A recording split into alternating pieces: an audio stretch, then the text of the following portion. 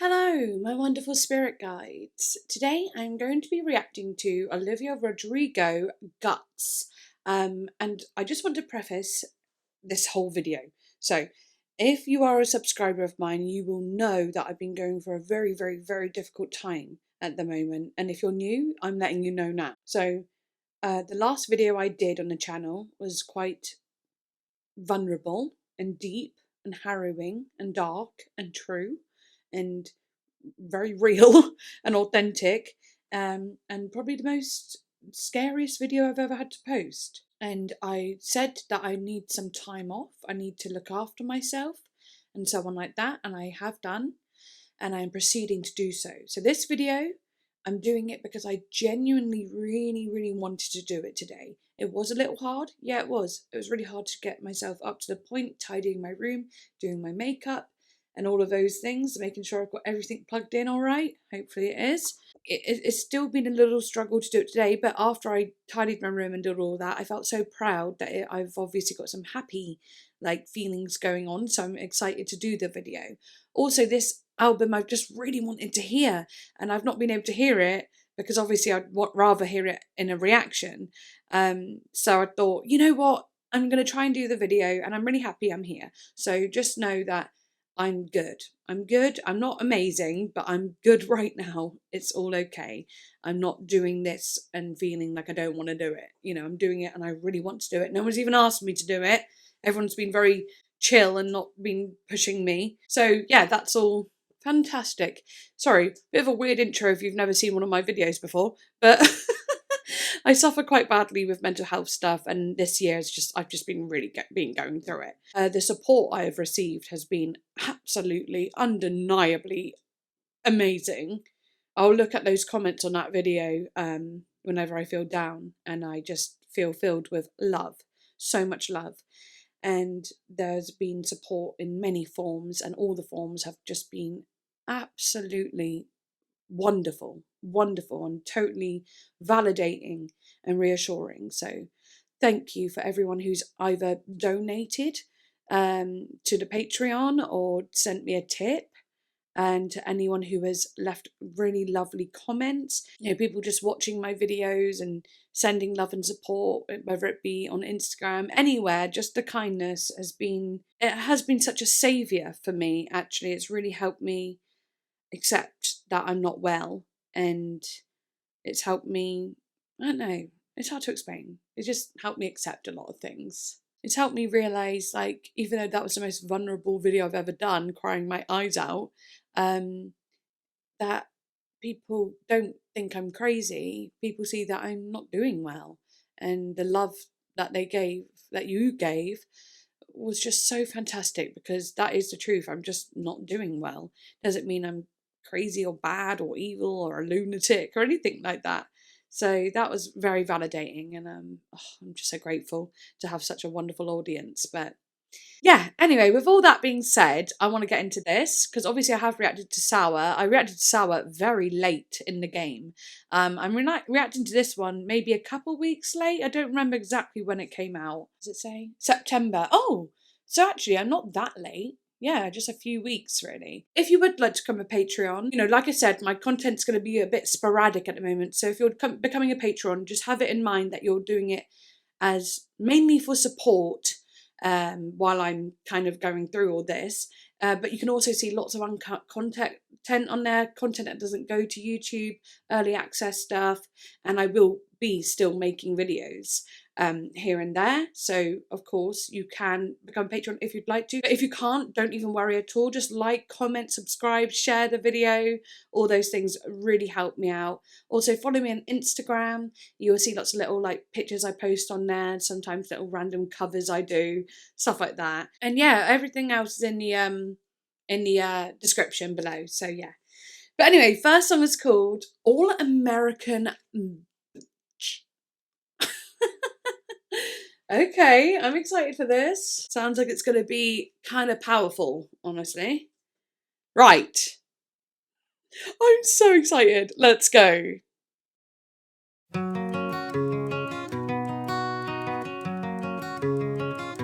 Oh, the first lyric already. Sorry. This is like from the movie The Craft. Light as a feather, stiff as a board. Light as a feather, stiff as a board. Light as a feather, stiff as a board. Sorry, just had to invoke it for a minute because that is like my favourite movie. Like I watched that when I was quite young as well. Like yeah, I really did watch it when maybe I was about 8 or 9 when I first watched The Craft, and I loved it so much. And then because I had like 2 besties, we would be like The Craft, and we'd always be looking for our 4th. Oh my god, it's so cringe. Like when we went into secondary school, we would wear pentagrams and be really gothic and say that we were witches, and like we would do our meditation in a circle. We didn't care who was watching. We thought we were cool witches and doing our weird little witchy spells and getting like bits of branch and like grass and tying things and making voodoo dolls and shit like that. Honestly, it's quite mad to think about. It would be like, we need to find our 4th, because it had to be like earth, wind, fire, water, you know, north, east, south, west. We had to have the 4th. We never found our 4th, but we kind of disbanded before we got to that point. Maybe it's for the best, because we could have been very, very, very powerful witches. So I think the world just put a stop to it before we, you know, took over it. Anyway, let's start again. I pay attention to things that most people ignore, and I'm alright with the movies that make jokes about senseless cruelty, that's for sure. I am built like a mother and a total machine, and I make light of the darkness. I've got sun in my motherfucking pocket, best believe. The way she kind of whispered that.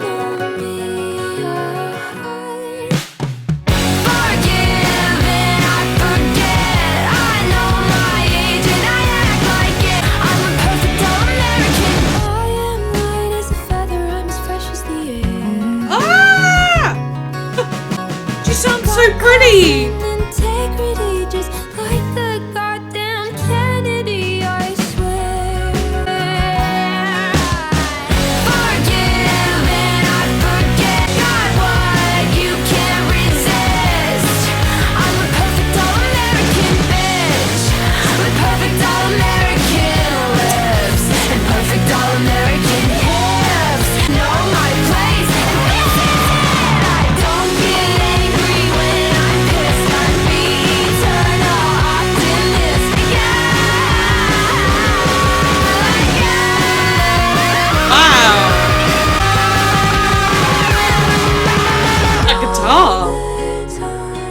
I'm grateful all the time. I'm pretty when I cry. Okay, Lana. All the time. I'm sexy and I'm kind.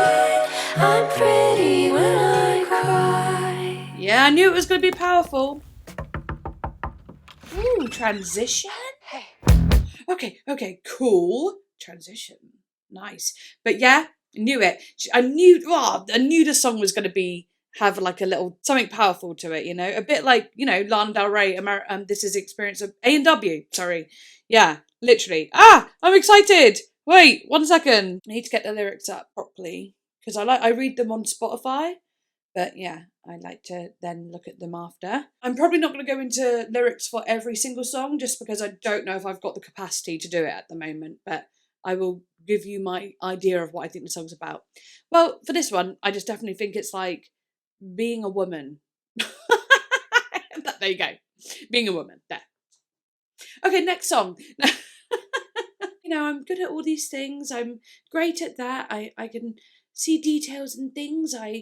You know, I am wonderful, I am lovely, I'm kind, I'm sexy, I'm, you know, all these things. And then the anger and annoyance that surrounds it of like, I can't be all these perfect things. I cannot be what society tells me to be. I can't be what the patriarchy tells me to be. I am just a human. And that is all. It kind of feels like that. It says here, All American Bitch is a pop rock opening track of Rodrigo's sophomore album, Guts. The song explores the contradictions inherent in American culture, which places and promotes unattainable ideals for women to achieve, rife with double standards. The emotions explored in the song highlight her feel of misplacement in American culture and society, and ultimately how she feels she isn't doing enough to be the perfect American woman.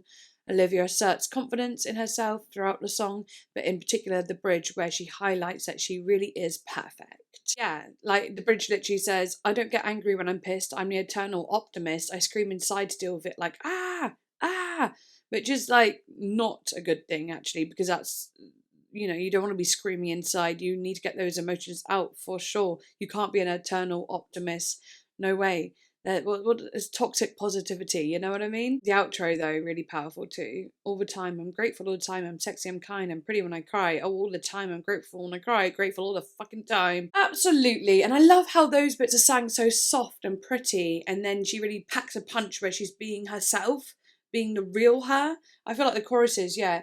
Forgive and I forget, I know my age and I act like it, got what you can't resist. I'm a perfect all-American bitch with perfect all-American lips and perfect all-American hips. I know my place, and this is it. It's like there's the anger in it, the passion and the expression is so real compared to that soft like da, da, da, da, da, which sounded absolutely stunning, but it's not all a woman is, you know what I mean? So yeah, wicked first song. I love the pop punk energy. And also I'm not completely blind going into this. I did know that the album was going to have like that pop rock, pop punk energy. So, not totally shocking. But on that song, when the pop punk energy came in, I was surprised though, because I was like thinking, actually, I was confused because as it started, it was all like pretty. I was like, oh, I thought my sister said that it's got more pop punk energy. Oh, okay. And then when it came in, I was like, oh, there it is. So yeah. But anyway, let's do it. Bad idea, right? Hey. Ooh. Haven't heard from you in a couple of months, but I'm out right now and I'm all bugged up. And you're calling my phone, you're all alone, and I'm sensing some undertones. And I'm right here with all my friends, but you're sending me your new address. And I know we're done, I know we're through. But God, when I look at you, my brain goes, oh. Sorry. Like in the first song, it was like, ah, inside I'm screaming, ah, you know, and then in this one, my brain goes, ah. It's repeating that same sort of feeling and thought, but just in a different format. I love this so much. Probably not. Seeing you tonight, it's a bad idea, right? Seeing you tonight? Fuck it, it's fine. Yes, I know that he's my ex, but can't two people reconnect? I only see him as a friend. The biggest lie I ever said. I only see him as a friend. His trips and style into his bed. I'm getting in the car wrecking all Oh my god, this is so good. but I can't. And I told my friends it was asleep. Wait, I have to pause because it is actually just so good. It is so nostalgic, and my sister said that it was going to feel nostalgic, like early 2000s, like coming of age movies, sort of like, you know, American like chick flick movie sort of vibe. Absolutely, it feels like that, and the lyrics are so funny and fun and relatable. Totally, especially in my early 20s. Damn, this is so relatable. It's unreal. Everyone knows this feeling. Well, a lot of people know this feeling. So, I know I should stop, but I can't. And I told my friends it was asleep, but I never said where in his sheet. I'm sure I've seen much hotter men, but I really can't remember when. That's cool, the way it chopped up.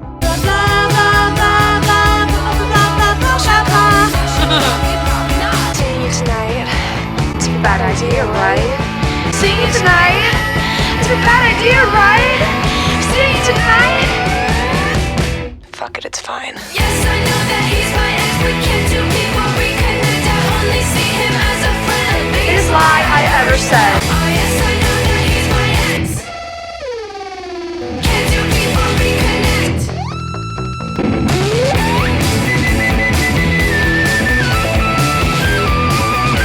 The biggest lie I ever said. Valid to his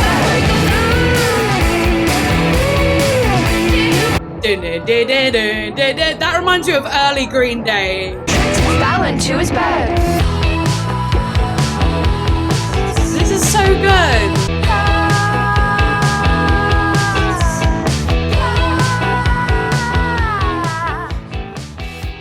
That's so cool. And just like,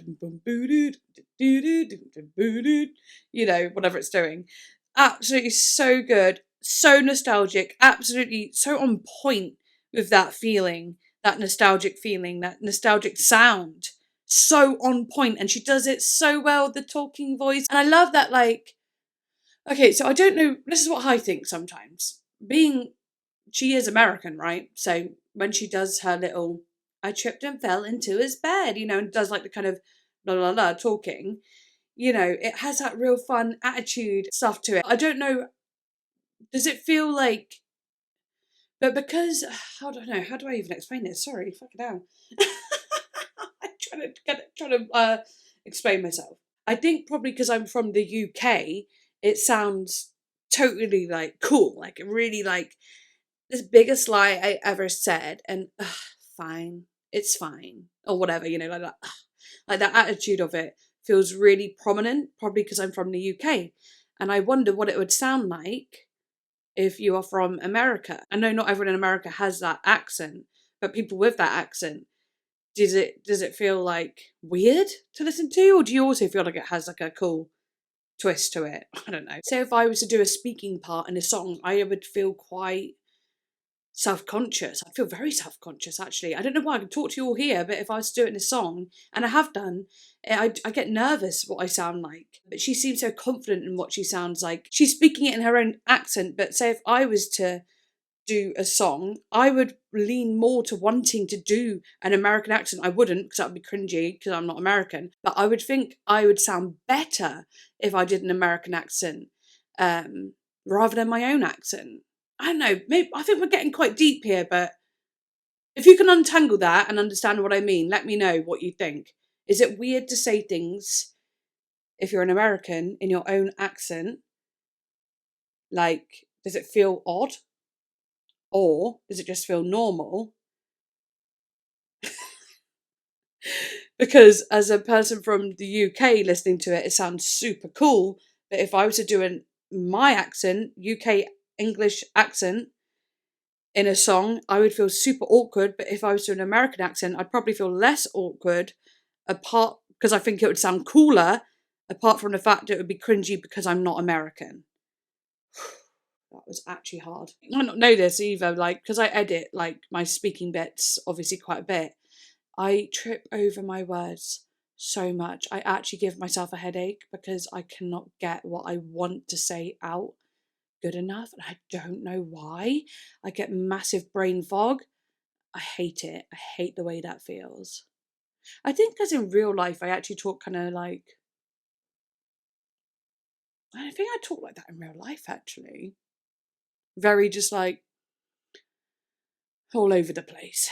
And I try and like make the thoughts come out very concise and make a lot of sense. And so many of you say, oh, you're so well spoken, so articulate. And I'm like, I am not. Sometimes I can be, but sometimes it is so difficult. Moving on. Love that song.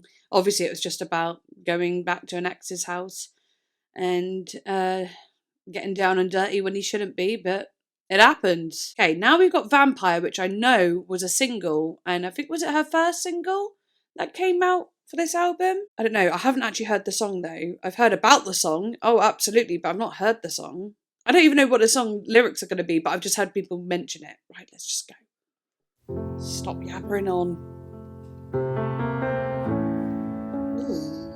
Hate to give the satisfaction asking how you're doing now. How's the castle built of people you pretend to care about? Just what you wanted.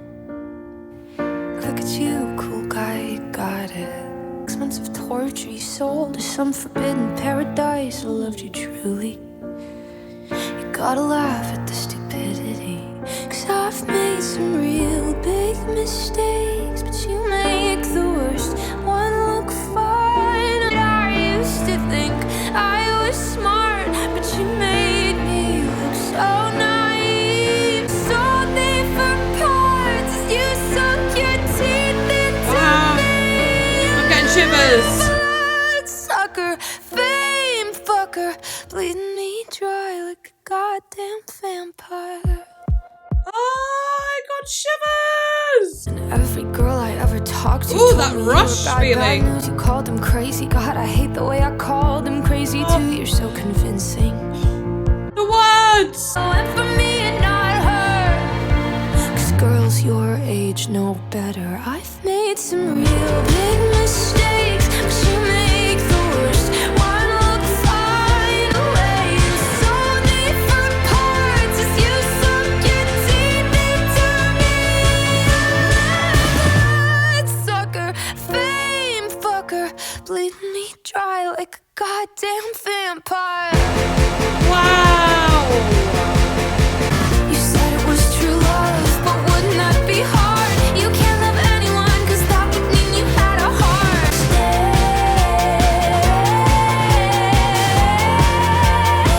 And I should have known it was strange. You only come out at night. I used to think I was smart. You sunk your teeth into me. Bloodsucker, fame fucker, bleeding me dry like a goddamn vampire.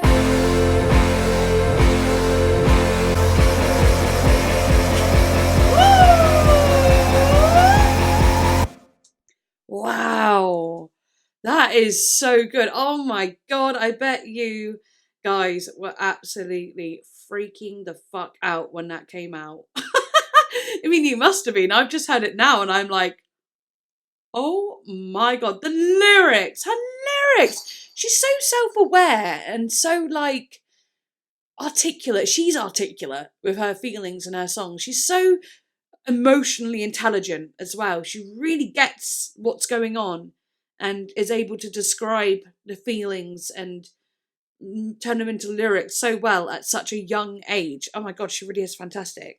Taking these off for a minute because I do want to have a little look into lyrics, and I think I'm going to put my glasses on because my eyes are straining. Don't always like putting my glasses on, but I have to do it sometimes, so I'm going to put them on and be good. Bloodsucker, fame fucker. That's so cool, fame fucker. I want to know who it's about. Is it someone I might know? Is it a celebrity or someone we don't know? Because I felt like on the last album there was like it was about someone that was a celebrity as well. I don't know why I'm trying to read without my glasses on yet, actually. Okay, now I can see. Even though not that great because they are not super clean right now. Honestly, me with my glasses, they have to be like overly clean. Like stupidly clean. Otherwise I'm like, ugh, I can't see anything. Rodrigo's lyrics describe a boy that took advantage of, lied to, and ultimately used her. The references to a vampire in the song's title. Yeah, I know what the song's about. I want to know who it's about. Actually, let's read what the artist has said. Come on. Hopefully the comments will tell me the tea. Playboy Carti? Is that who it is? Oh, someone mentioned the line, you called them crazy, God, I hate the way I called them crazy too. Oh, that line got me. That line really got me. So yeah, I like that one. I like that someone else mentioned it because I was like, yes, that's a great line. But who's it about? Come on, let me have a look then. Olivia Rodrigo's new song Vampire is about Zach Beer and may be an apology to Madison Beer. Wait, so did Madison Beer go out with Zach Beer? Why do they both have the same second name but spelt differently? That really annoys me. I don't know why it annoys me. It's not their fault, but it just did. If I met someone who had the same second name as me and just spelt different, I would just be like, no, I'm sorry. No, we cannot be together. I'm sorry. We just can't. Why? Actually, that's a terrible reason not to want to be with someone. Because if they have the same second name as you, then if you got married, you don't even have to change your name. But what if you wanted to change your name? If I'm really honest, when I got with the dad of my daughter, before we even had her, I liked his second name, and that is actually why I spoke to him. That's like a big reason to why I spoke to him, is because I really liked his second name. How shallow. Obviously, I got to know him and liked him for who he actually is. But anyway, it says, Olivia Rodrigo's new song Vampire is about Zach Beer, maybe an apology to Madison Beer. It really is painfully obvious. Not only did he use her for clout, but the line went for me and not her because she knew better is obviously about Madison Beer. They also dated for 6 months, which she says in the first line.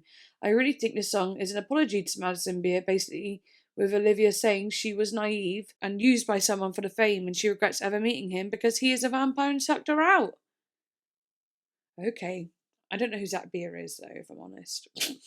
I don't. Some people are saying, I don't see how it's really obvious that she's hinting towards Madison Beer. Who knows? Maybe it's about him, maybe not, but I won't try and pry too hard if it isn't overly public. Okay? I won't do that.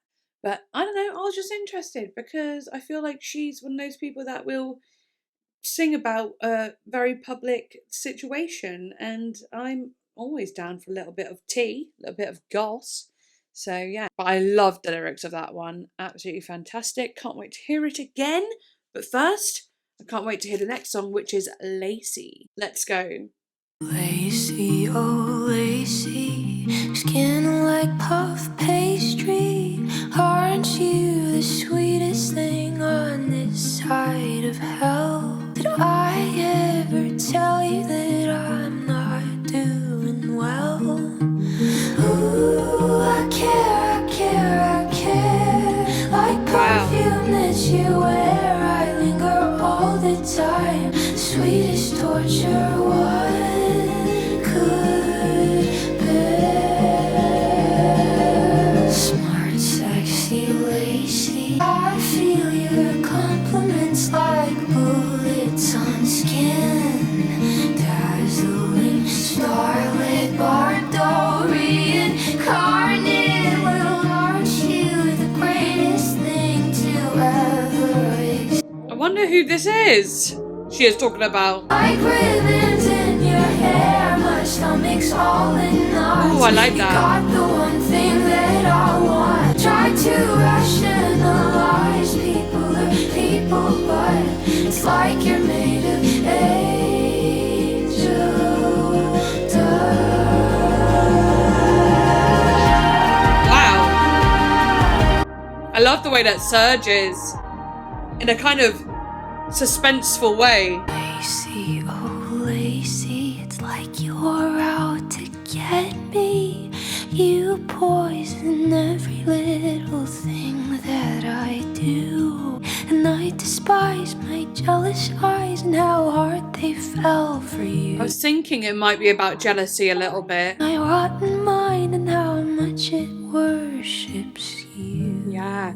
Okay. I don't know yet, but I did feel like the song might be about someone that she is jealous of, someone that she envies.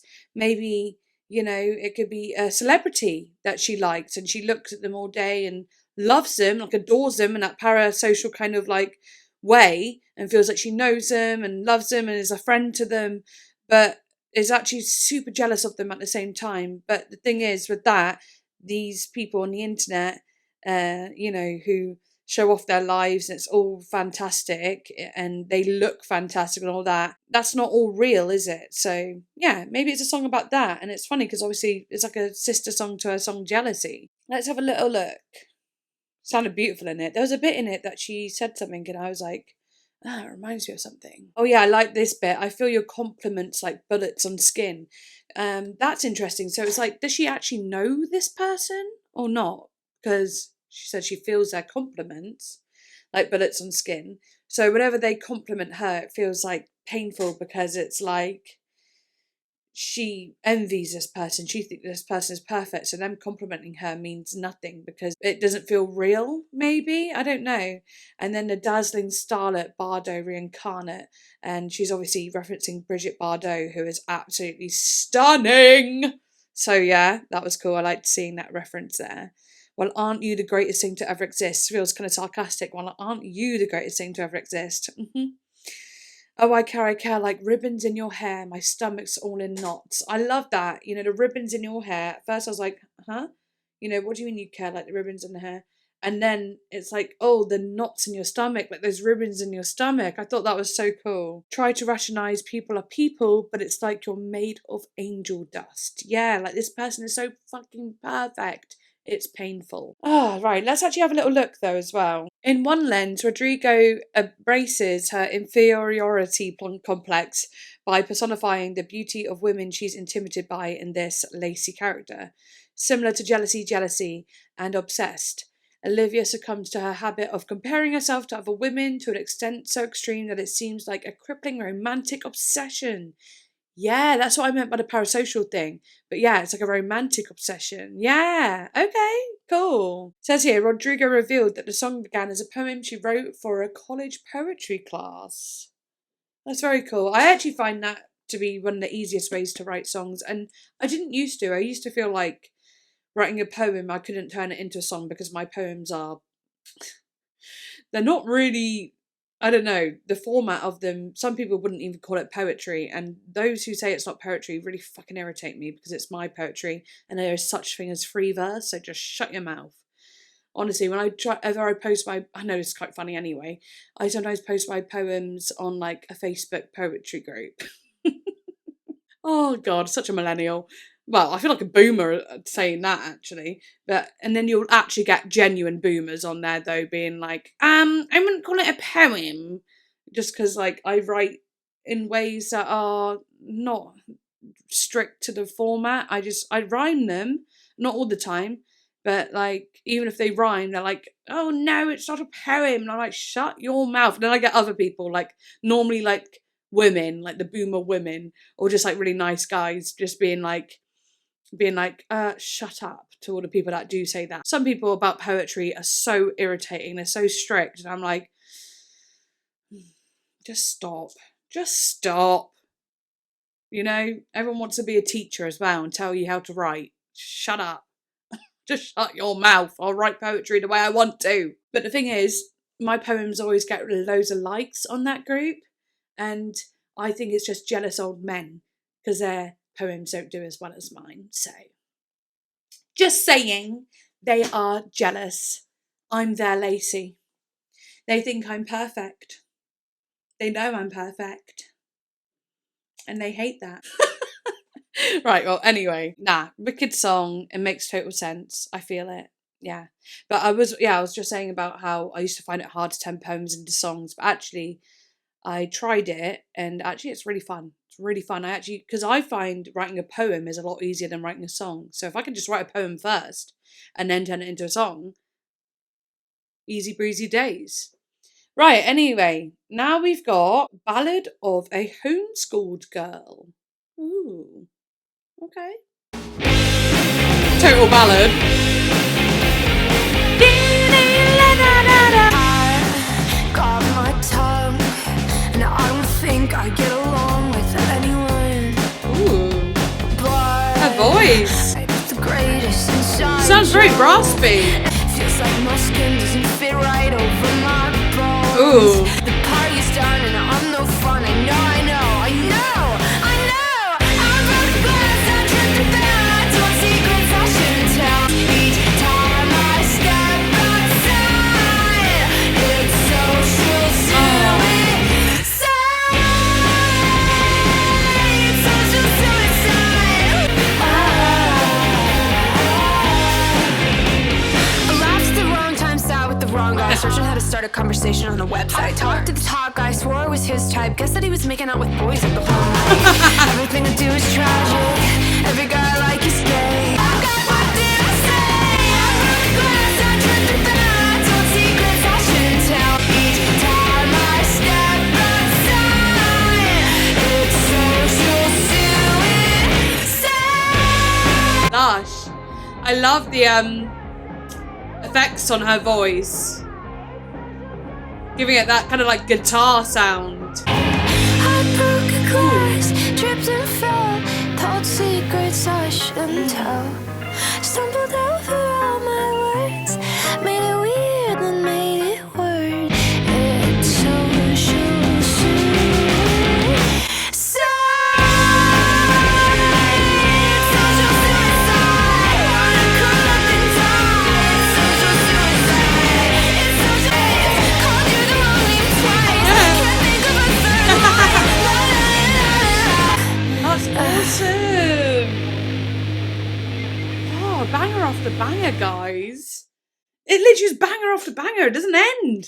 I am just going to quickly get a little something for my back, just because I don't know what it is. Like when I sit on my bum, right, on a flat surface, it does a little number on me. Okay, so it starts at the lower back is painful if I sit too slouched. I have to put my bum back because of my coccyx hurts else, and then I need something to really go in the arch. And then holding my head up with my neck and my head, that starts to really ache. Then I get a tension headache that goes across. So I need to find something to get me, you know, put in a position that is relatively comfortable but propped up at the same time. I don't know if this will work, but we'll give it a go. How funny that I've got an ergonomic chair that's supposed to help with pain.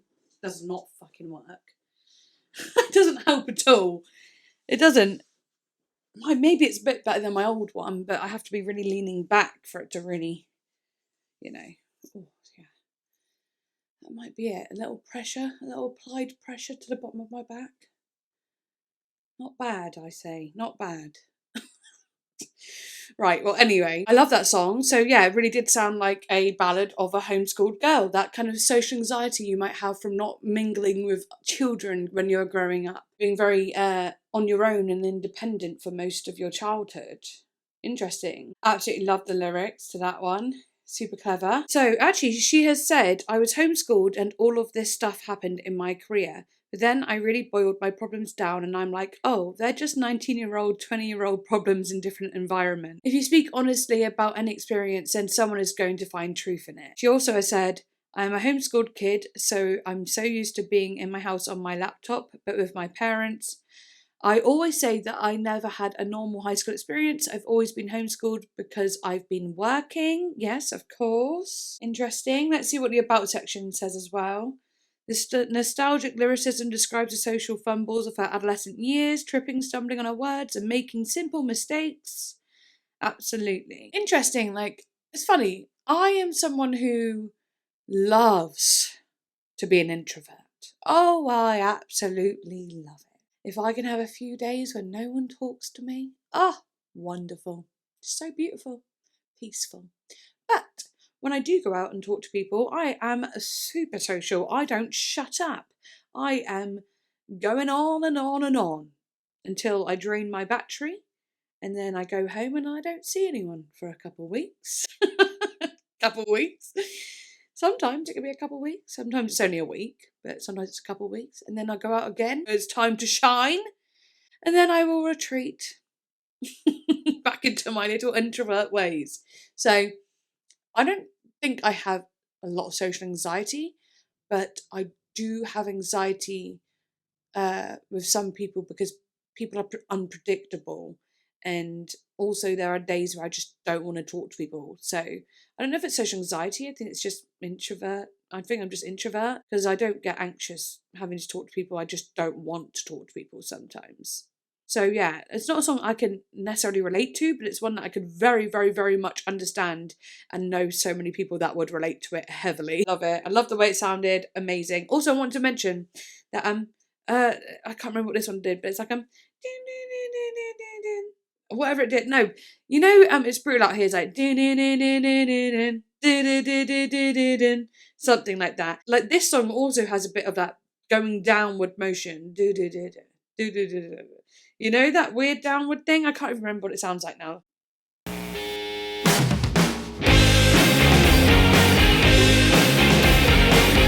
Yeah.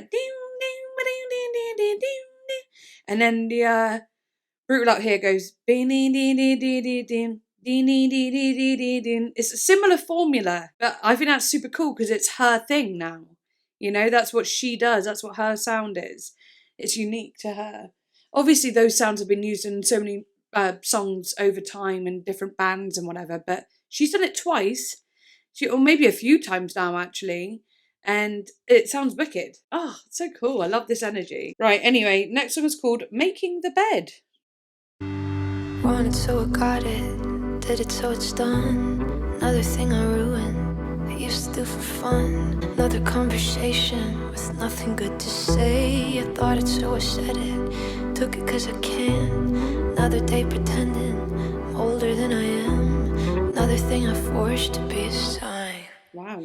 Well, sometimes I feel like I don't wanna be where I am, getting drunk at a club with my friends.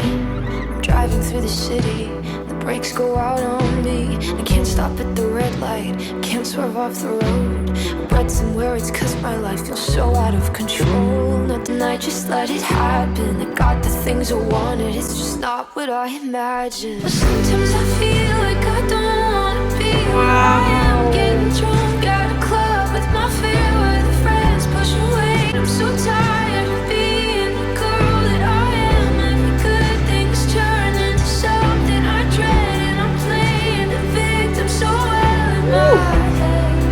But it's me who's been making the bed.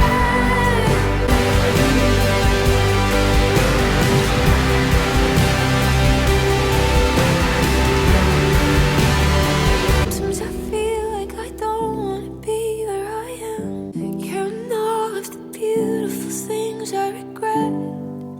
But it's me who's been making the bed. Me who's been making the bed. Making the bed.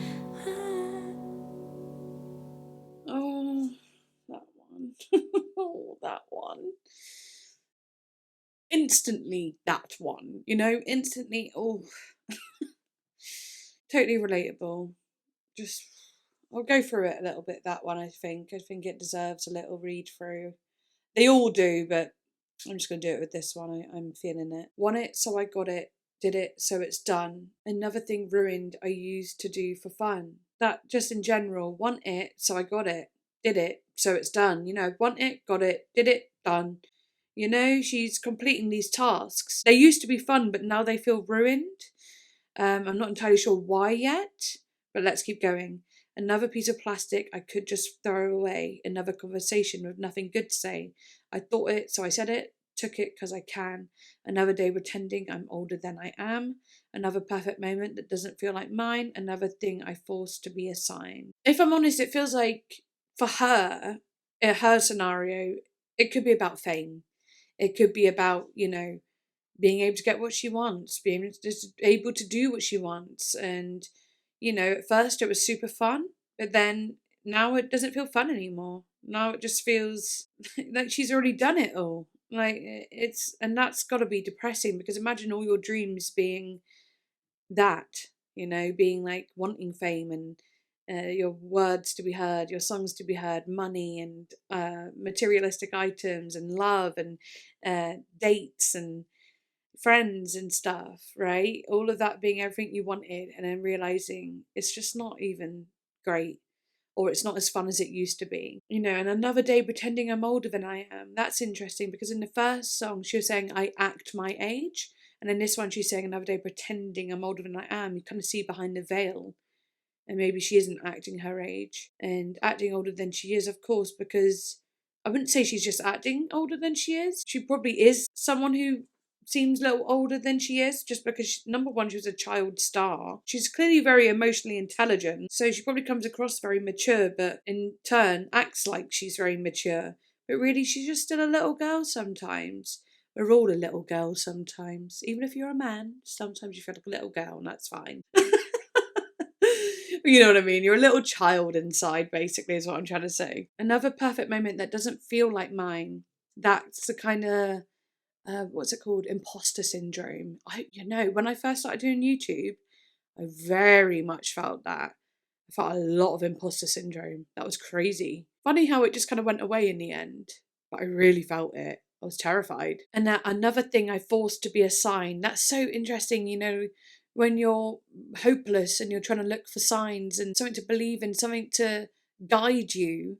You start making signs out of things when it's not a sign, really. You just make it into one. That's interesting. Well, sometimes I feel like I don't want to be where I am, getting drunk at a club with my fair weather friends.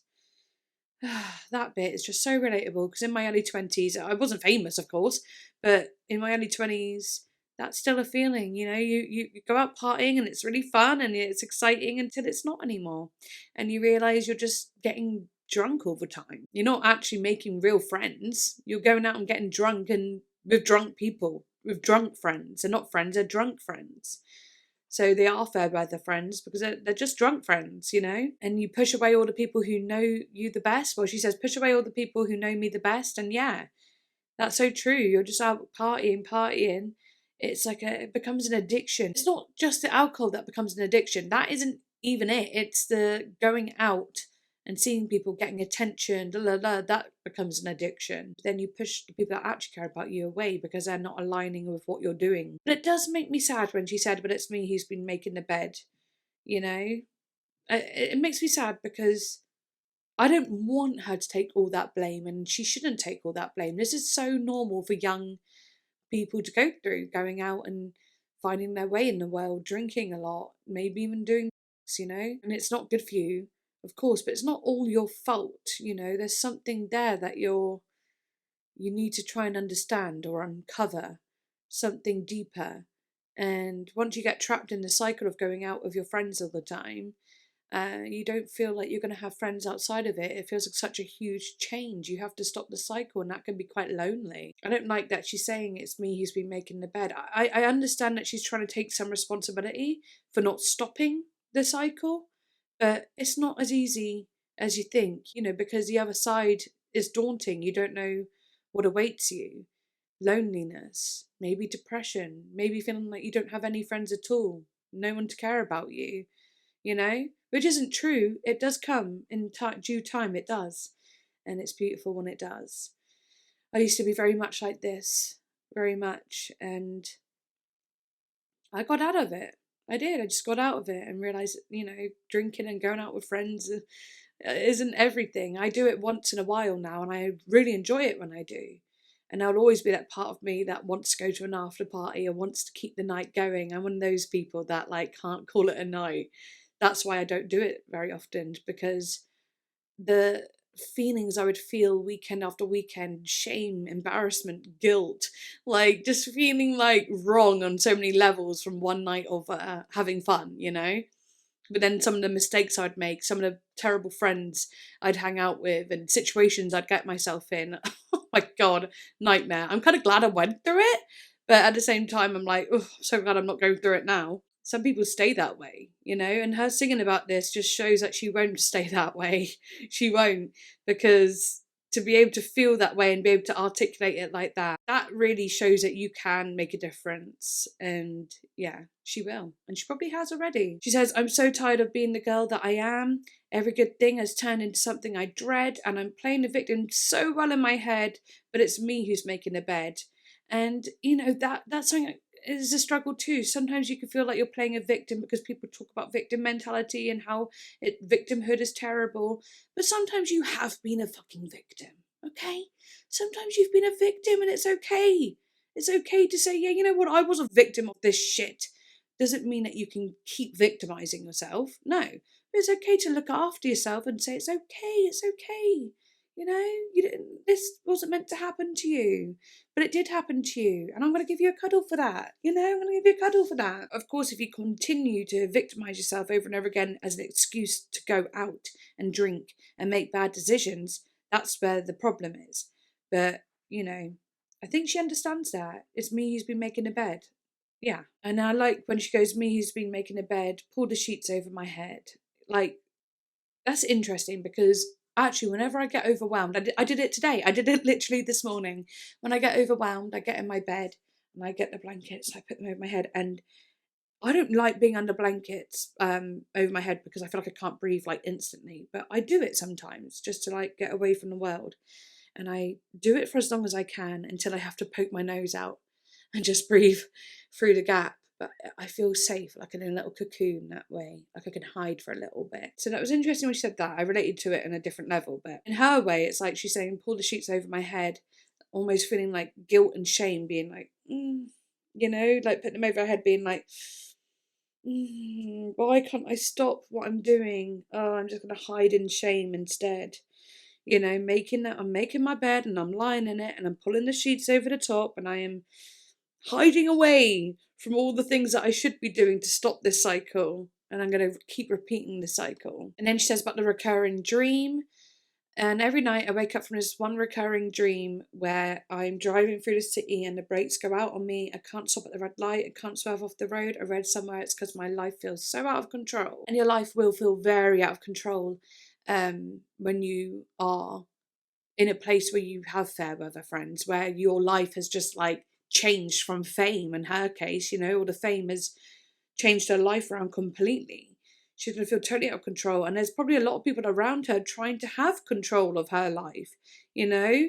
And she probably feels very confused a lot of the time and doesn't know where to feel safe as well, I imagine. I mean, I don't know what her team is or like the people around her, who they are. I don't know anything about them, but just in general, you're going to have people trying to control your life for sure if you're like a superstar on any level. But yeah, and I tell someone I love them just as a distraction. They tell me they love me like I'm some tourist attraction. They're changing my machinery and I just let it happen. I got the things I wanted. It's just not what I imagined. Oh, that bit is so beautiful though. I got the things I wanted. It's just not what I imagined. I like that in her case, totally about fame and everything. Totally, it has to be. But I feel that way with depression. You do something that seems like it would be super fun, and you're trying to like heal your depression a little bit, and then you do it and it's not how you imagined it, and you feel like, oh, this was meant to be amazing, but I kind of feel just mediocre about it, and that's super disappointing. And like they tell me they love me like some tourist attraction, they're changing my machinery and I just let it happen. Feels like letting someone manipulate her, you know, and they don't love her for who she really is. She's just a tourist attraction. It's not real love. It maybe even like from the fans in a way. I'm not saying it like it has to be from the fans, but people who, I don't know, you know what I mean though, like fans being like, oh my god, I love you, like she's a tourist attraction, not a person, because they don't know her truly to love her. Or it could be about a guy, you know, just being excited to be with Olivia Rodrigo, doesn't actually love her, but he's looking at her like a tourist attraction, like, oh, this girl, she's going to bring me to the top. She's going to get me famous. So, you know, that's horrible. It kind of goes back to the vampire song a little bit. And then the whole, they're changing my machinery and I just let it happen, like they're manipulating me, for sure. There you have it. Beautiful song, really painful. And she has actually said, there's one song that I wrote about how my life changed because of all the things that happened with the last album and how crazy that was. It was cathartic in the end, but it was kind of hard dredging up all of that stuff. Anytime something bad happens in my career, I'm like, wow, I'm so lucky that I get to do this. You have to be grateful. So many people would love to be in your position, but you still have to acknowledge trauma. You really do, girl. And I think you are. You know, she really is. What a strong girl she is. Strong woman, should I say. Oh, I want to give her a big cuddle. Actually, it makes me so happy that Lana Del Rey met her, because I can imagine that energy exchange must have been so beautiful. You know, Queen Mother Lana. And then obviously Olivia, who's a lot younger, but just as fantastically creative. Just that must have been really beautiful. Maybe quite healing as well. Wow. Anyway, I'm stuck on this song forever. Okay, next up we have Logical. Master manipulator, God, you're so good at what you do. Hear all the rumors lately that you always deny. And I fell for you like water falls from the February sky. But now the current's stronger.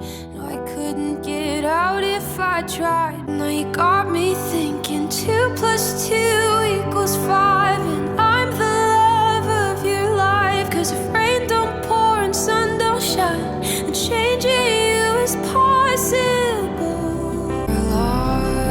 Logical. Oh yeah, absolutely not. And all the things you did to me, you lied, you lied, you lied.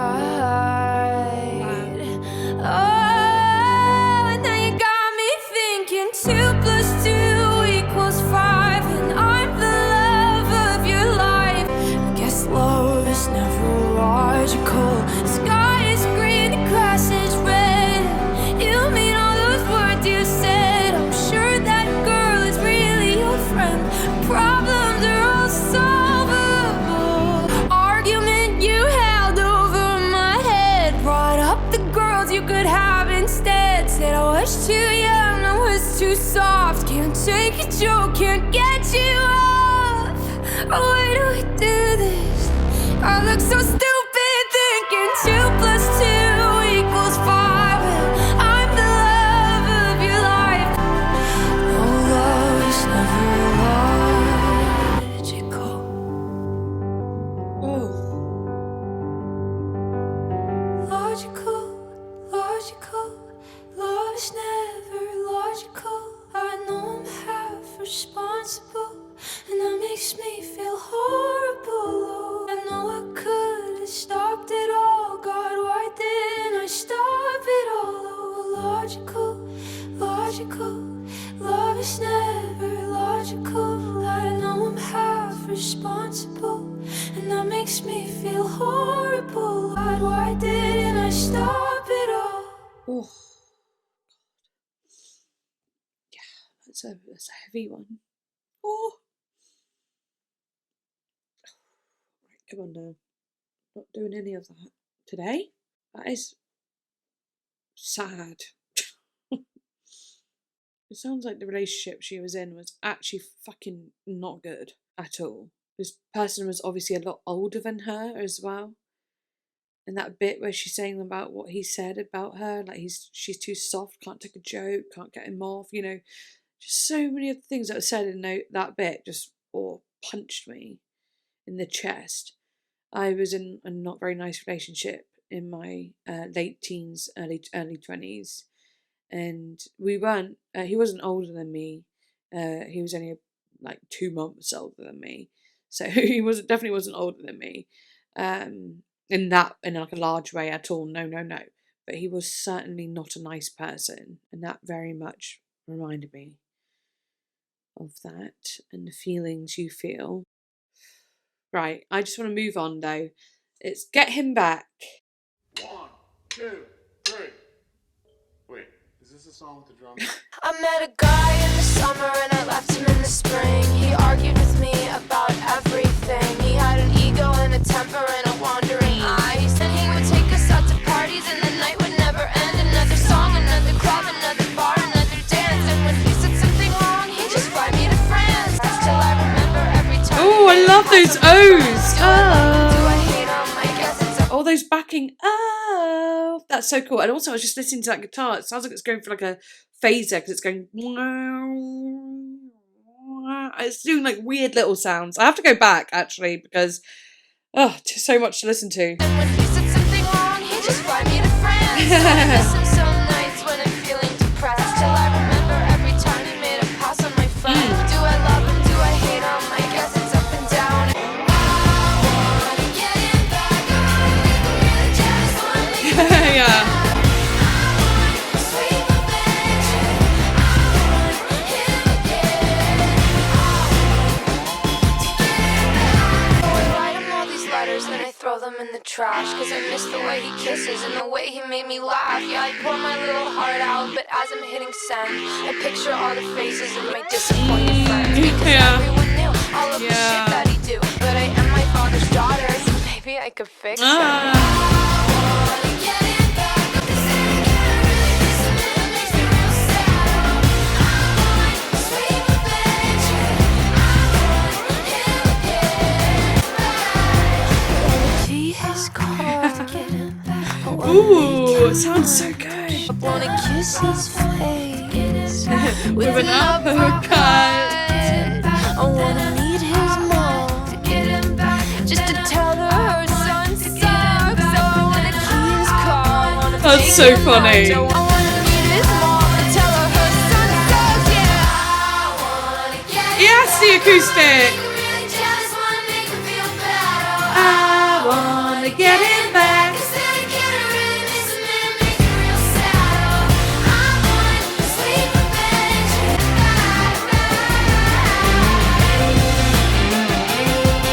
I get him, I get him, I get him, I get him back. He's gonna love me and hate me at the same time. I get him back. Ooh. I don't know, I got him good. I got him really good. Ooh, damn.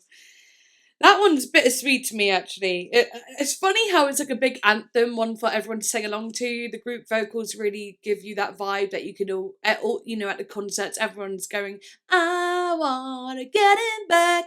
But having lived that experience of revenge, it is pretty sweet. But you know, I'm a better person than that. I'm definitely a better person than that. But it is pretty fucking sweet. But yeah, talking about that relationship that I was in, that one that I was in my late teens, early 20s, we were together nearly 3 years, 2.5 years. He would cheat on me quite a bit. Actually, the first time I did nothing, but the second time I got him back. Yeah, I got him back. I did. I was only like 19, so like whatever, I forgive myself. I don't even care that I got him back. I find it funny now because he was an awful person. So I'm just like, who cares now? You know what I mean? The final hurrah, I ended it with him and he was with someone. He had a girlfriend a week later. After our 2.5 year relationship, he was with someone 1 week later. And they worked together. So that was probably going on before that. I mean, I wouldn't be surprised. So I would be attending university after the summer. We broke up in May and we'd finished uni at that point, and then we would be going back in September. And I knew he was going back too. So I came in with such energy. I was confident, assertive, outgoing, all the things he would never want me to be. I was, and I was cool.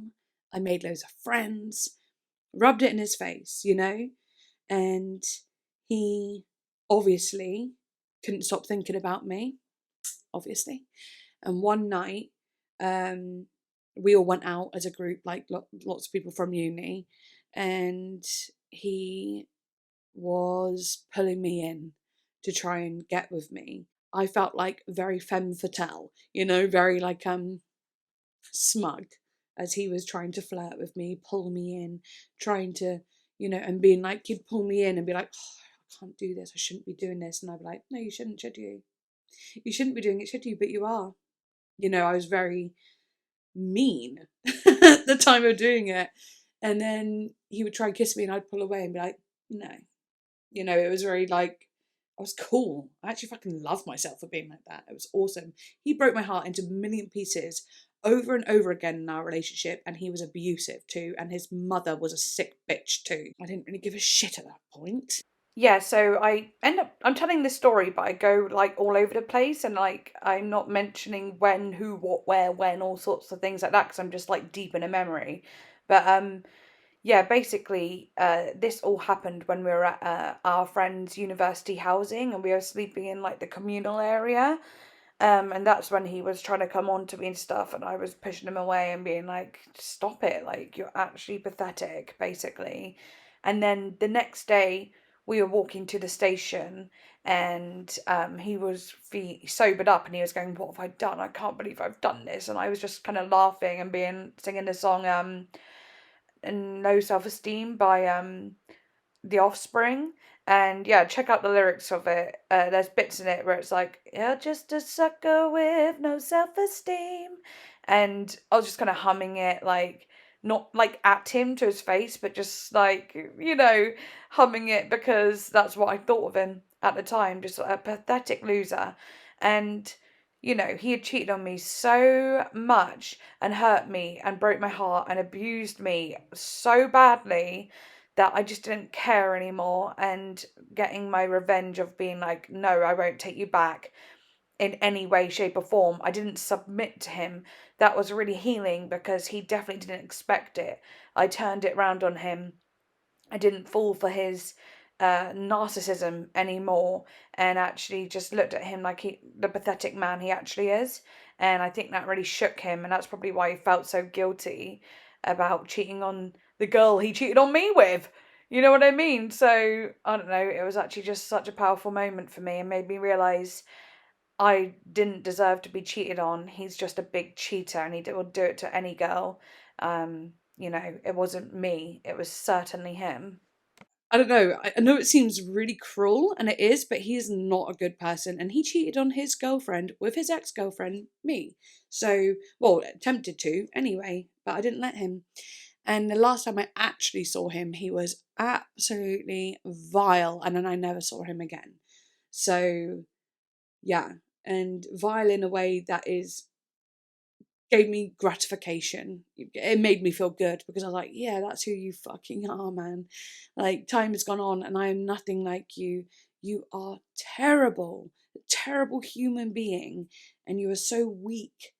And, and it was revenge to see him be such an idiot, you know? My sweet revenge was just revealed by him being an idiot. That's where my revenge has always come from, actually. Just showing how much of an idiot he was. And I don't know if you know what it feels like, but when you get cheated on, you really do want them to know what it feels like. You want them to feel that pain. Because he was so manipulative and always knew how to draw me back in, I didn't want to feel like the stupid, dumb girl going back to the guy who cheats on me. So I had to get even. I had to get even, and I would get even. And I would get even, and it would always be something crazy.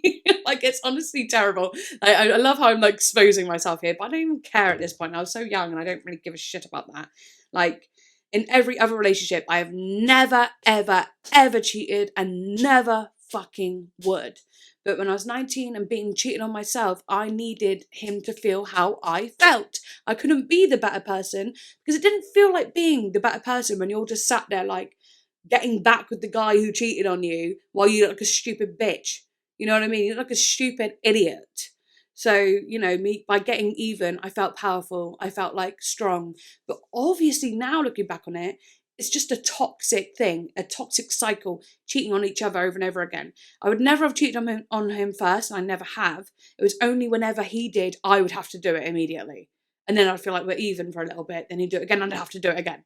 You know what I mean? Until I ended it, until I was like, this is really screwed up. We have to end. You are not a good person. You are making me not a good person.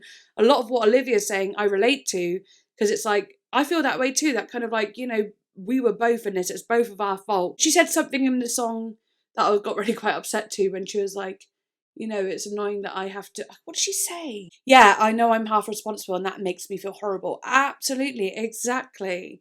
It is, it's really painful. So you have to stop the cycle at the end of the day. You do. Because you will do things that you wouldn't do. But again, you might not ever do again. And you may never have done before. And as soon as you start acting like a different person, you need to be out. And if it's a different person for the worse, not for the better, I mean. I remember the revenge I felt. I don't even know if I told the story that well, but even though he went with this girl, who he'd obviously been seeing when we were still together, but ended up publicly being with, 1 week after we broke up, I had to. In my head, I just thought, I can't let this fucking horrible prick do this to me. I can't let him do it.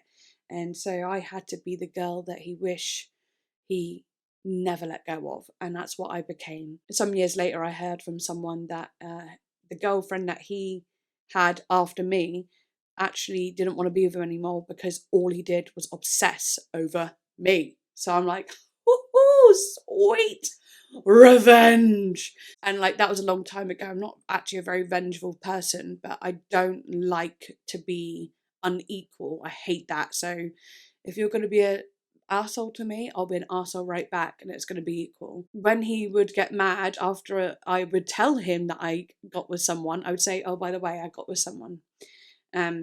He would be furious. One time I rang him up and said, yeah, I've done it. I've done the deed with someone else. So just letting you know. And he's like, all right, I'm coming round. And he's like, I'm bringing a hammer and I'm going to smack this person's kneecaps in. And I just was like, okay, there was no one there at the time. I would never put anyone in danger, of course. But he came over and I was just laughing because I just thought he was so pathetic. I was just like, oh, yeah, it hurts, doesn't it? Yeah, it fucking hurts, doesn't it? Really hurts. And me being me, I still felt guilt and I still felt shame for being vengeful. So you know, I'd say to him, like, it does really hurt. And, you know, I'm sorry it hurts. And I hope you're sorry you hurt me too. I hope we can move on from this. And, you know, inevitably we would move on slowly but surely until it happened again. And it would be great in those couple months. And then it would happen again. But from the first time he did it, he fucking ruined everything. And yeah, I didn't have to act out in revenge, but I did because I was young and angry. Okay, so yeah, I understand this song very well, but I will say it's not everything. Revenge isn't everything. The sweetest revenge is to move on and forget about that damn person and act as if they don't exist and that they never existed. So that's the best revenge. But yeah, love that song. I just was listening to it though and I was like, this is relatable. Am I going to tell everyone the story of what I did? Or am I going to be cancelled for that? Honestly, I think, you know, if you're listening to this album, listening to this song, you get it. So, yeah. Terrible. I can't believe I told that story. I had to say it one day. It's kind of a big part of my early 20s is that relationship and the toxicity of it. But if you fuck me over, I'll fuck with you right back. And that's the truth. Anyway, let's go. Next song is called Love is Embarrassing.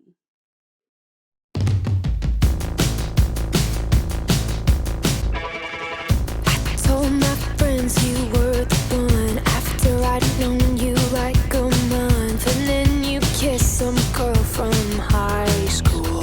And waited by my phone like a goddamn fool. I love that little bit of delay on the vocal. Now it don't mean a thing. God loves fucking embarrassing dudes. Why? And I consoled you while you cried over your ex-girlfriend's new guy. My God, how could I be so stupid? Bless you. Jesus, what was I even doing? 'Cause now it don't mean a thing. God loves fucking embarrassing. Yeah, I feel this. I give up, I give up everything. I Oh. it's not worth anything. I give up, but I keep coming back for more. I'm putting on my wedding with some guy I'll never marry, and I'm giving up, but I keep coming back for more. Wow. Ooh, that harsh stop is great, actually. Yeah, again, kind of going off the similar feelings in a way, like obviously not about revenge, but just like how love is embarrassing, how love can make you do crazy things and embarrass yourself and make you feel vulnerable and like things that you would never do, you start doing and you're like, oh, what am I doing? I told my friends you were the one after I'd known you like a month, and then you kissed some girl from high school and I stayed in bed for like a week when you said space was what you need, waited for my phone like a goddamn fool. Like, yeah, number one, when you first fall in love with someone, you tell all your friends, oh my God, he's amazing, he is the one, or she is the one, or they are the one, you know? This goes on and you tell your parents you think they're amazing. I did the same with the guy that I've been talking about, right? When I told my mum that like I like him, she went, what? She was confused. Honestly, I can understand why now, but she obviously looked at him and was like, oh dear God, I really hope not. But yeah, I liked him. And telling her felt like this big amazing thing and like, oh my God, I love him so much. And lots of people were a bit like, okay, let's see how this goes. And then obviously it went badly. And yeah, the pain of feeling like, even though they've done so to hurt you, like cheat on you, you're like, you feel like a fool because you're there waiting for them to call you. You want to feel wanted again by them. Even if they cheated, your self-esteem is so low, actually. I could have been singing that Offspring song to myself half the time. So the reason I was singing it to him for the last time was because he made me feel like a sucker with no self-esteem the whole relationship. Because I was constantly there waiting for a little phone call, waiting for something. I'd block him on everything and check my fucking emails. And then he would be in them. He'd be in my emails. You know, I blocked him on everything. He can't get hold of me. Logging into my email account, like, God. Just watched I crucify myself, some weird second string loser who's not worth mentioning. My God, love's embarrassing as hell. I'm guessing like, and now it don't mean a thing. God loves fucking embarrassing. Yeah, because when it doesn't mean a thing, it is embarrassing. Like, wow, I felt so much for this person. It means nothing. But then, yeah, just watch as I crucify myself as some weird second string. Is that like a second fling? Like a you know, like a rebound? Loser who's not worth mentioning? Yeah, I imagine so. My God loves embarrassing as hell. And I consoled you while you cried over your ex-girlfriend's new guy. My God, how could I be so stupid? You found a new version of me and I damn near started World War III. Jesus, what was I even doing? Oh, yes. Love does make you crazy. It does. That bit though, like, I consoled you while you cried over your ex-girlfriend's new guy. Like, oh.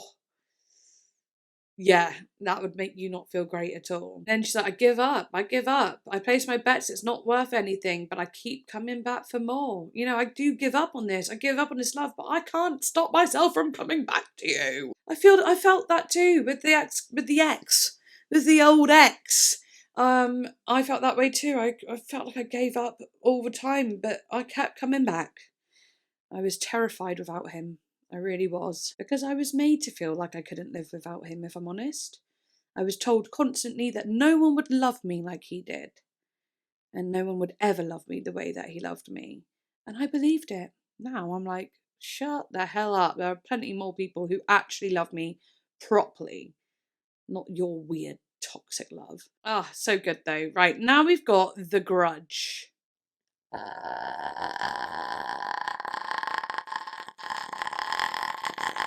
Okay.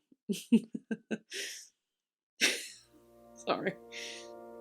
We've nightmares each week about that Friday in May. One phone call from you and my entire world was changed. Everything I loved and crushed it in between your fingers. And I doubt you ever think about the damage that you did, but I hold on to every detail like my life depends on it. Now I hear your voice every time that I think I'm not enough. And I try to be tough, but I wanna scream. How could anybody do the things you did so easily? And I say I don't care for so long.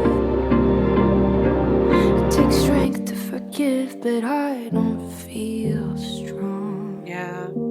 Arguments that I've won against you in my head. Oh, in the shower, in the car, and in the mirror before bed. Yeah, I'm so tough when I'm alone. You must be insecure, you must be so unhappy, not knowing my heart.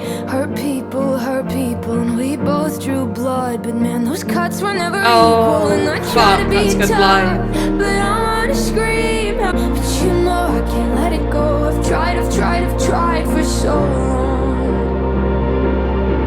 It takes strength to forgive, but I don't feel strong. I don't believe in that bullshit. Sorry, I don't. Your flowers filled with vitriol. You build me up to watch me fall. You have everything. Wow, her voice. Try to be tough, try to be mean, but even after all this, you're still everything to me. And I know you don't care. I've tried for so long. It's very hard. It takes strength to forgive, but I'm not quite sure I'm there yet. It takes strength to forgive, but Leaves on a butt. Leaves on a butt. Leaves on a bum. Leaves on a butt cheeks. No, sorry. Yeah, again, relatable. Again. I love the line where she said, and I know in my heart, hurt people, we both drew blood, but man, those cuts were never equal. That is just so perfectly put, because that's how it felt for me too. Some people can bring out the worst in you, but your worst is still their best. Going back to thinking of Rebecca Black, her song, she goes, you can make a mess, and I'll pick up the crumbs. And there's nothing you can do to make me love you less. At my worst, you're still my best. And my body out of my chest. And my body under my vest. I don't know if she ever says that actually. But she says, at your worst, you're still my best. Oh, that's so painful. At your worst, you're still my best.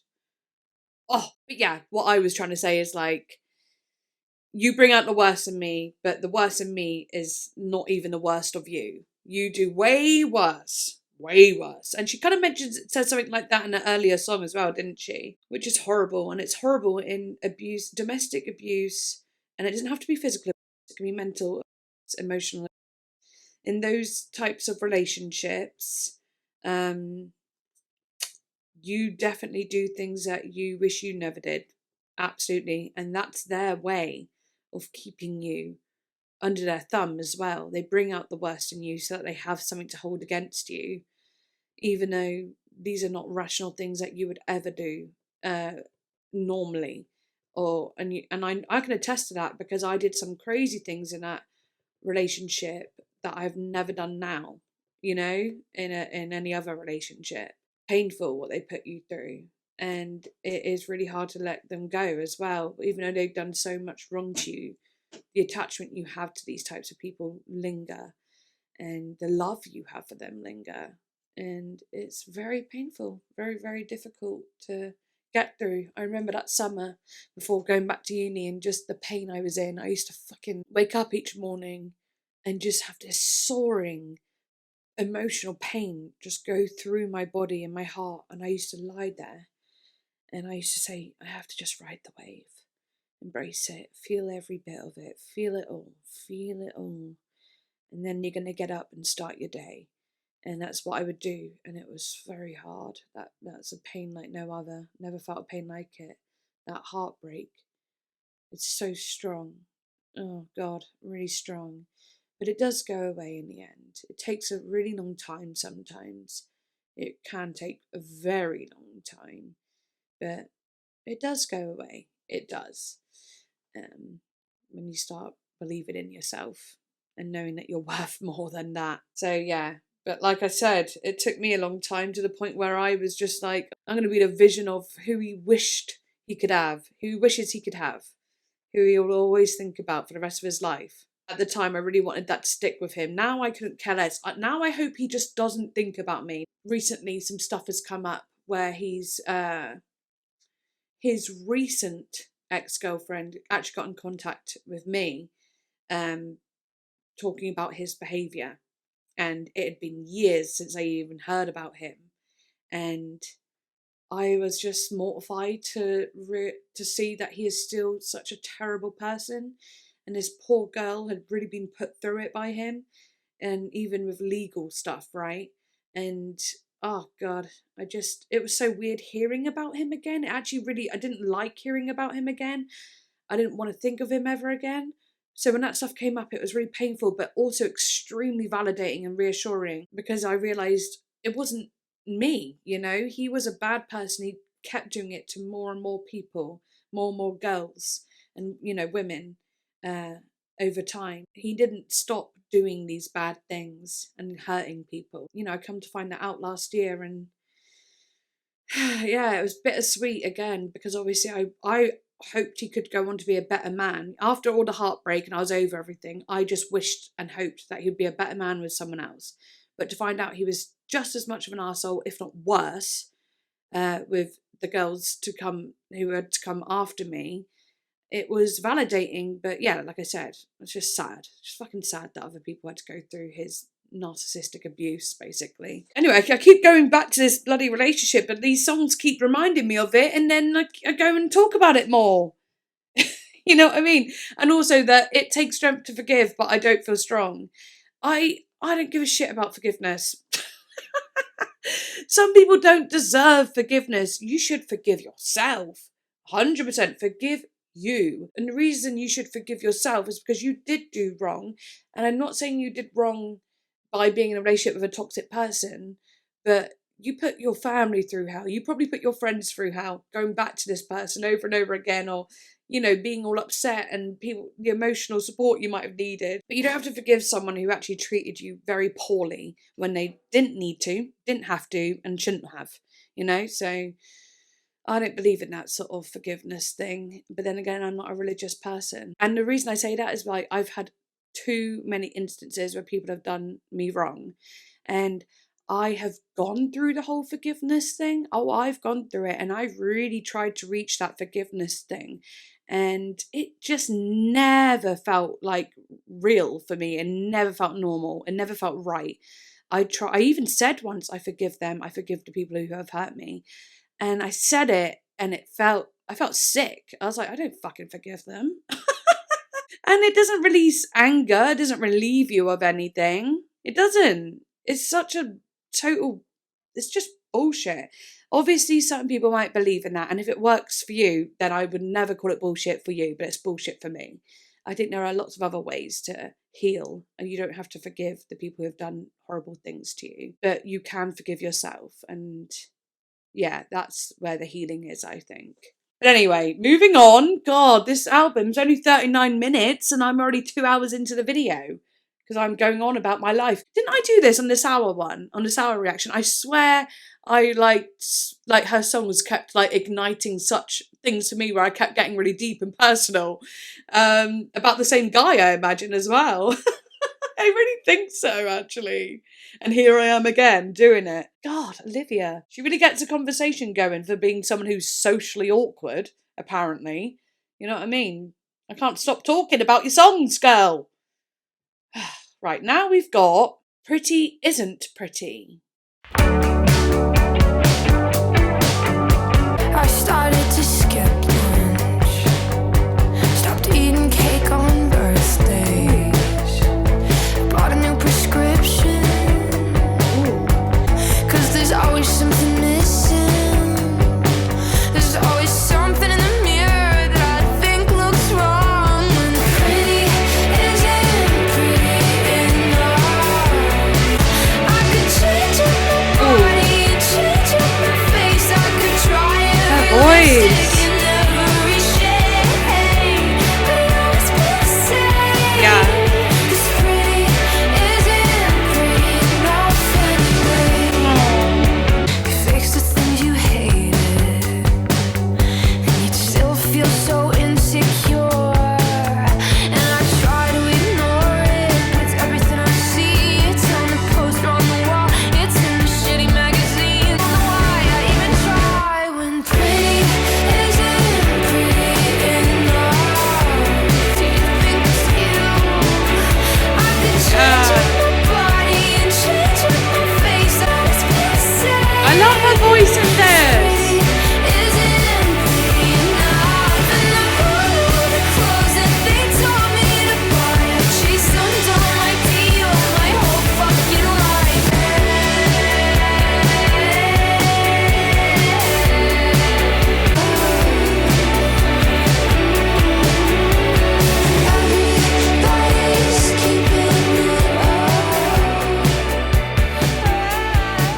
Ooh, that's interesting. It's like, yeah, you're never going to feel pretty because it doesn't matter what you do to change yourself, whether it be giving yourself a new hairstyle, changing the shade of your lips.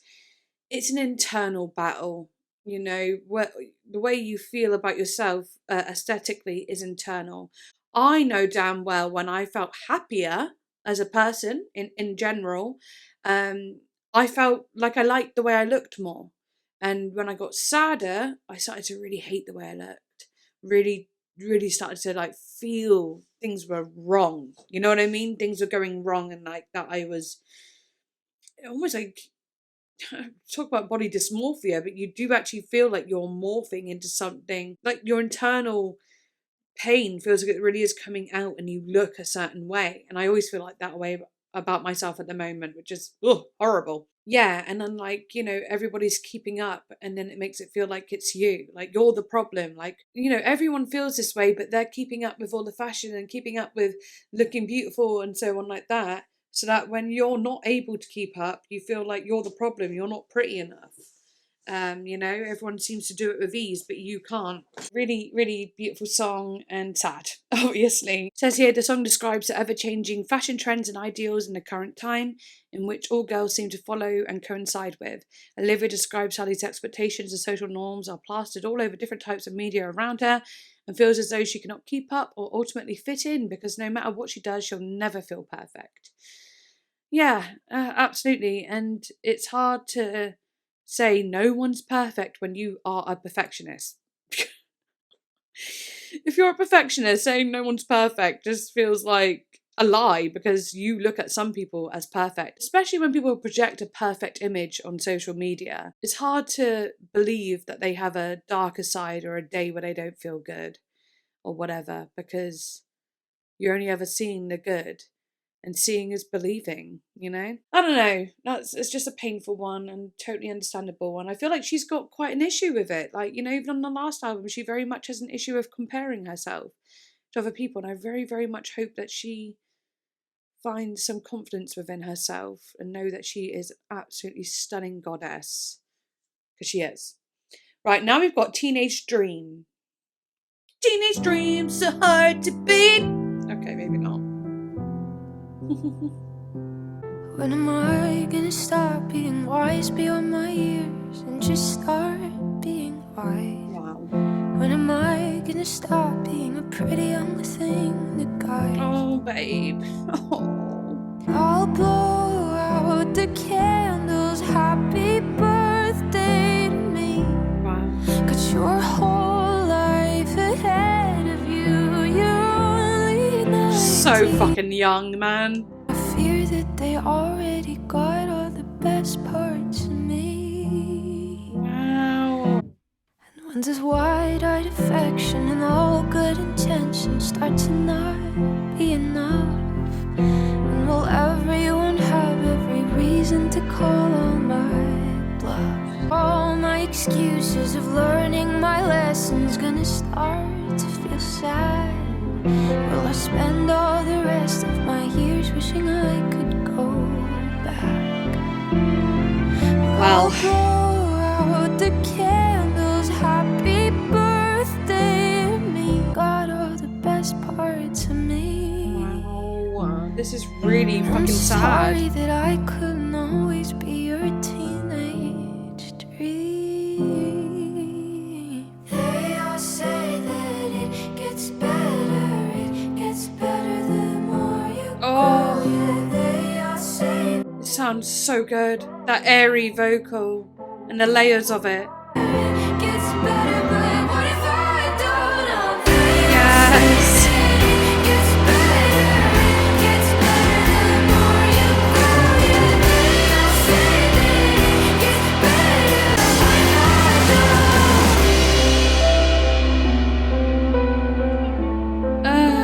don't. Tough.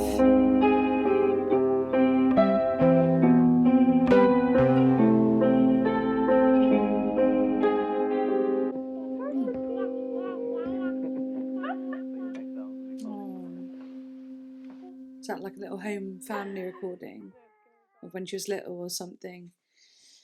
Oh, that's tough because, well, I'm probably like the absolute worst person like to talk about this too, because I'm 28.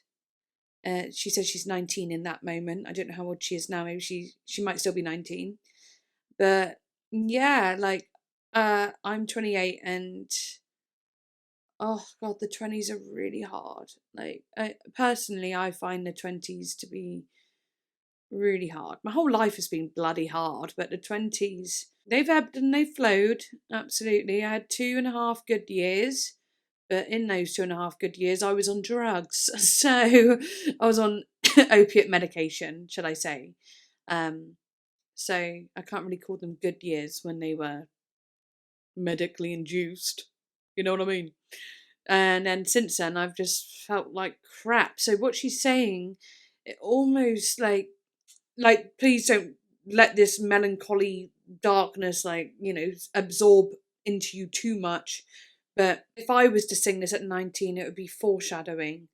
They say it gets better when you grow, and then you get to that bit 10 years later and you feel like absolute I didn't get that. Oh, Could Siri. you try again?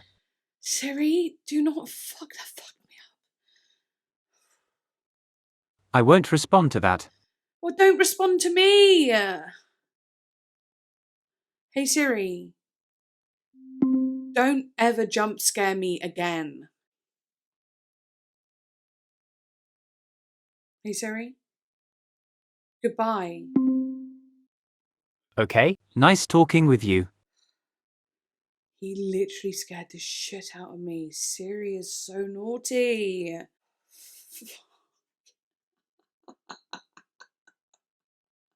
Oh my god, how funny is that? Right, anyway, what was I even saying now? Oh yeah.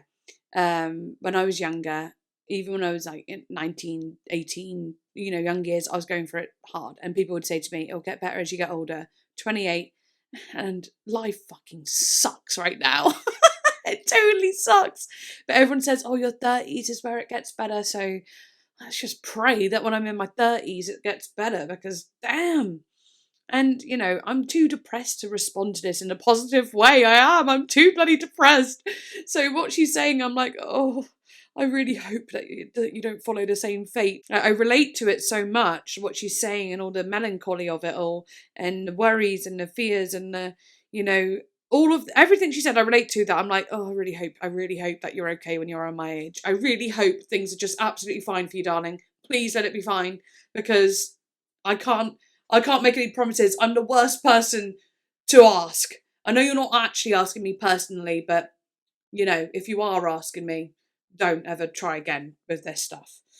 Because I'm wondering the same thing at 28 years old, okay? And but I fear that they already got all the best parts of me. And I'm sorry that I couldn't have always been your teenage dream. Don't ever apologise. Don't ever apologise. Oh, just love her.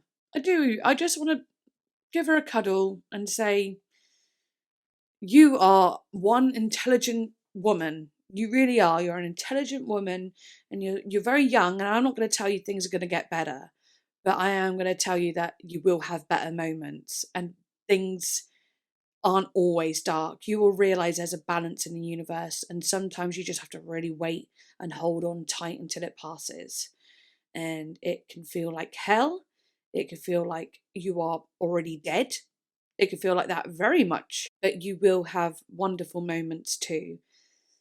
I just want to tell her that everything she's doing it right. She's doing it well, and she's a very intelligent person. And how that is, being emotionally intelligent is a blessing and a mother flipping curse. Because it means, yes, you can empathize with people and understand what people are going through, understand your own emotions and work through your emotions. But it also makes a horrible cocktail of overanalyzing, feeling everything too much, and wanting to get out of an emotion that you're going through but not sure how to get out of. Girl, just therapy, okay? Get therapy. Hopefully you have it, but you'll probably be better off if you get some bloody therapy. I'm 28 and I'm still waiting for my therapy. I've had therapy in the past. I've had every type of, I've had EMDR.